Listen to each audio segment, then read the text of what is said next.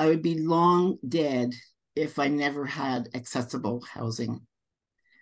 When I was 7, I left my home in Ottawa to live in a long-term care hospital for kids with physical disabilities. 40 other children lived there at the time. Imagine having to leave home at age 7. Maybe some of you have. As a teenager, I continued to need physical support with activities of daily living. That's ordinary things like getting up and washed and dressed, going to the bathroom, cooking and cleaning.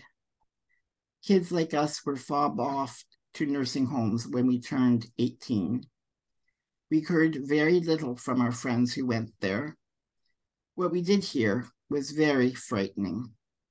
One girl died within a year. Another girl was forgotten outside all night, and she died, and another, and another. Can you blame me for being petrified of going to a nursing home? I wanted to go to live at university, to live on my own with help, and to have a decent life. I wanted to be in the same community as my friends and where I could go to university. None of this would be possible in a nursing home.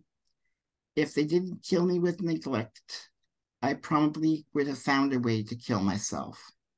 I was extremely lucky that I turned 18 when I did. A pilot project provided care in the community along with an accessible apartment for 100 people in the province of Ontario. 10 of these apartments would be available in Toronto. I would have to share an apartment, but I was still living in the community, free to go to school and have friends in my life. But what happens to 18-year-olds with physical disabilities today who are ready and willing to leave home? They will be sent to a nursing home if they cannot live with their parents. In the 50 years that have passed since I left the institution, there has been little progress in providing accessible housing.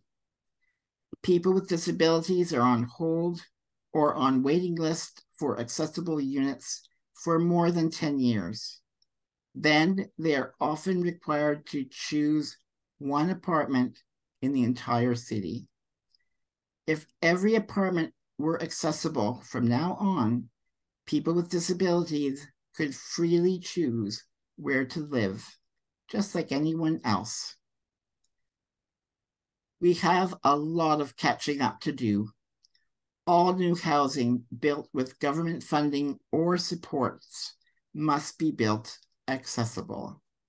No tax dollars should ever be used to create accessibility barriers.